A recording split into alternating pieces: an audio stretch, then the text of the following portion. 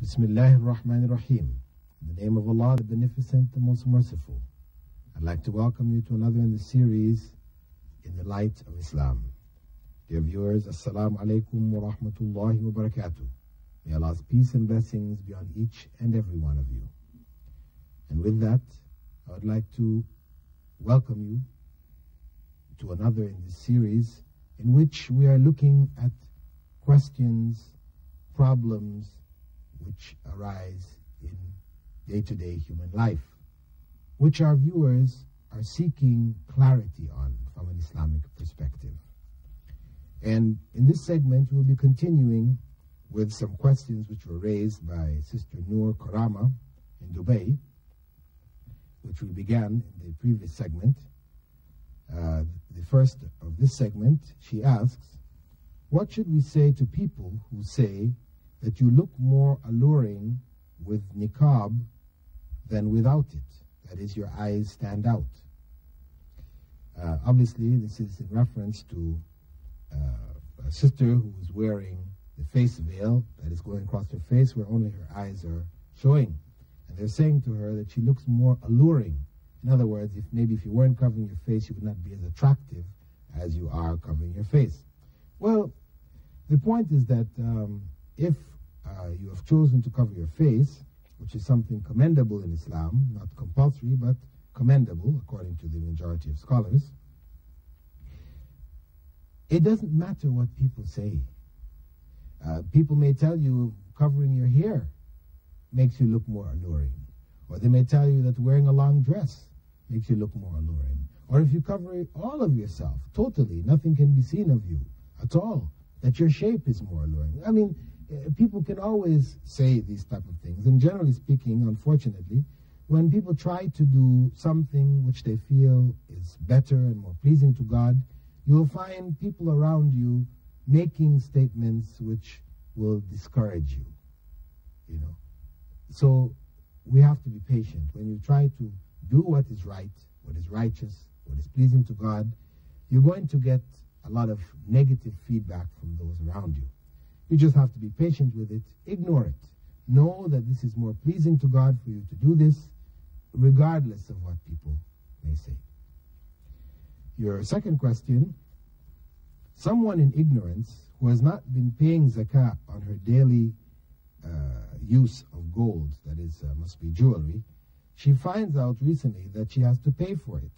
How should she compensate for her past mistake?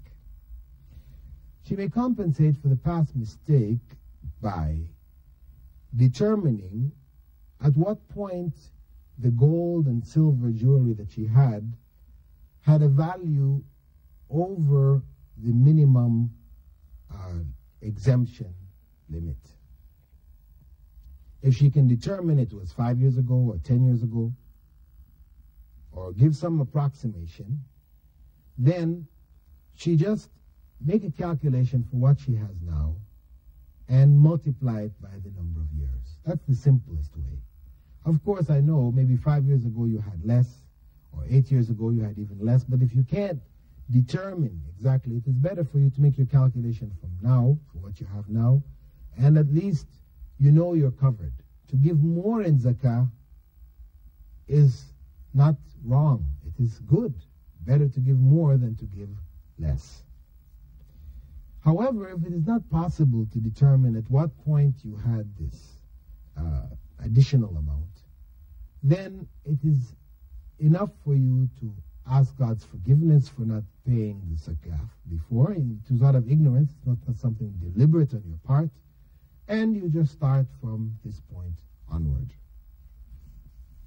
The third question, a woman is proposed to by a man who was born illegitimately. At the time of nikah, should he use his second name, that is his father's name, as Abdullah? If not, please advise. The point wherein society now, Muslim societies, tend to look down on this illegitimate child and require of him things which, in other words, to reinforce his illegitimacy, This is not in keeping with Islamic tradition. The illegitimate child has no blame. There's no blame on that child. He or she has done nothing. Their parents have committed sins. They have to stand before God. Those children should not bear those sins. And the society should look at them sympathetically and try to do whatever they can to let them be assured that they are accepted in society, as Muslims, and are respected, and have the right to marriage, etc., just like anybody else. Now, in terms of the naming of that illegitimate child, according to Islamic law, that child may not take the name of its father. It should take the family name of its mother. That is, according to the law. Prophet Muhammad said that the child is related to the mother where it is born outside of wedlock. A woman has relations with a man, she has a child outside of wedlock. No matter how much certain that man is that this is his child, that child does not take the man's name.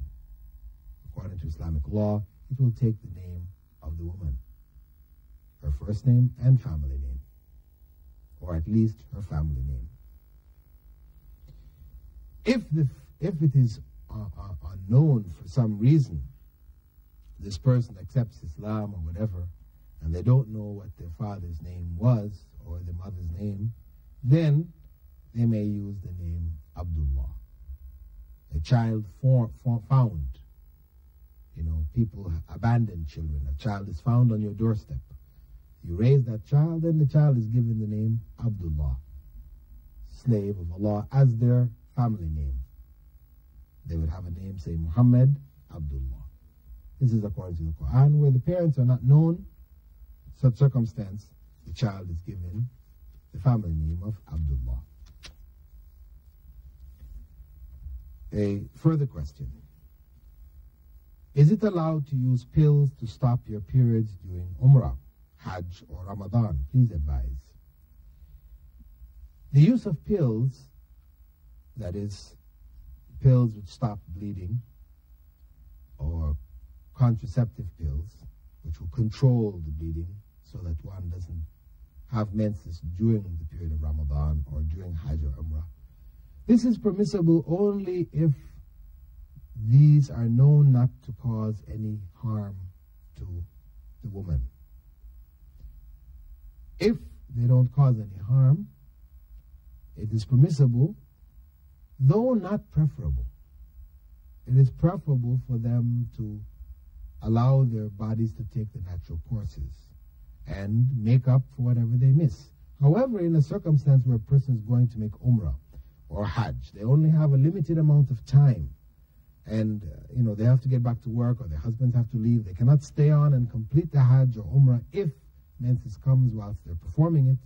In such cases, it would be permissible for them to take these pills to prevent the menses in order to fulfill this religious rite of Umrah or Hajj. Further question, what is the purpose or process of Tahara, ghusl, for both men and women? When are we required to do ghusl? The process of ghusl, generally speaking, is to wash the whole body. Allow water to go in the mouth and in the nose, and to wash, let water go over the whole body. And this should be done after soaping or whatever the body, so that we are not touching our private parts, the genital area, when washing. Because if you wash and then touch your genital area, then this breaks your state of tahara brought by the ghusl, or Islamic bath. This is under normal circumstance, and this will take the place of wudu. Now, if a person has had sexual relations, or they had an orgasm in a dream, that is what we call a wet dream, these circumstances, including for women when they're coming off their menses is over, and they want to return to a state of purity, or after childbirth, the period what is known as nifas, up to a maximum of 40 days of bleeding. After that, they take a bath to return to to a state of purity. These should be done by taking wudu first. A complete wudu, either washing one's hands, washing one's private parts first, then making wudu, then washing over the whole body. This is the recommended way. And for women, if they're undoing their hair, and their hair is in braids or in plaits, they should undo the hair if they're doing the ghusl for menses. It is preferable for them to undo it. But in the case of sexual relations, it is not a requirement. It's enough for them to pour water on their hair, and if they're tight braids. But if the braids are just loose braids, etc., which they can undo and wash, then it is better for them to undo when washing the head as a part of doing the complete ghusl.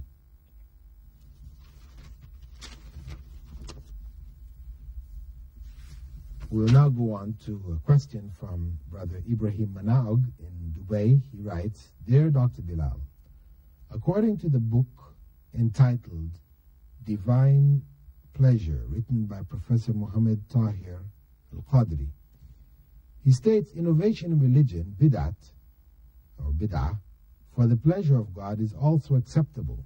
This so-called positive innovation, bid'ah, mahabba, or bid'ati mahabba, is a commendable innovation, bid'ah, or bid'ati hasana.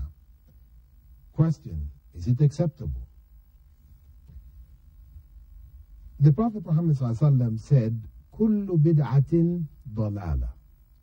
Every innovation in the religion is misguidance.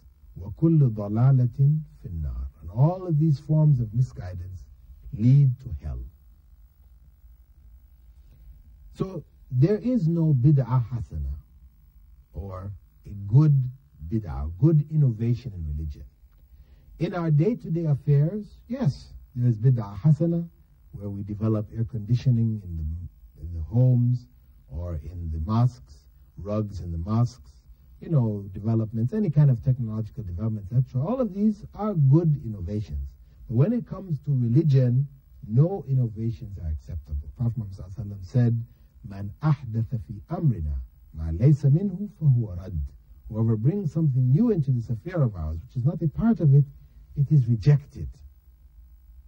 So, innovation in religious affairs is not acceptable. Now, just to clarify this a little further, some people have used a statement made by Omar, the second caliph, as the basis for arguing for good innovations, or innovations of love, as it's called here, bid'ati mahabba. This statement, where Omar, the second caliph, may Allah's blessing be on him, and may he be pleased with him, was given at a time when he combined people in the mosque under one imam to pray Taraweeh, or the night prayers of Ramadan. He said that this was after doing that, and they began this because people were praying separately or in small groupings. He brought them all together behind one prayer leader, imam, and he said, oh, this is a good bid'ah. Now, what we have to look at is, was this an innovation in the religion? No, it was not. In Sahih Bukhari and Muslim, the authentic traditions of Bukhari and Muslim, it states that Prophet Muhammad, may God's peace and blessing be upon him, led people in prayer in the night prayer of Ramadan. So he did it. Omar, Caliph Omar, was not introducing something new. He was reviving something which was already done by Prophet Muhammad. May God's peace and blessing be upon him. So this was not an innovation in the religion. He was using this term, linguistically speaking, that he did something new which was relatively new to that time.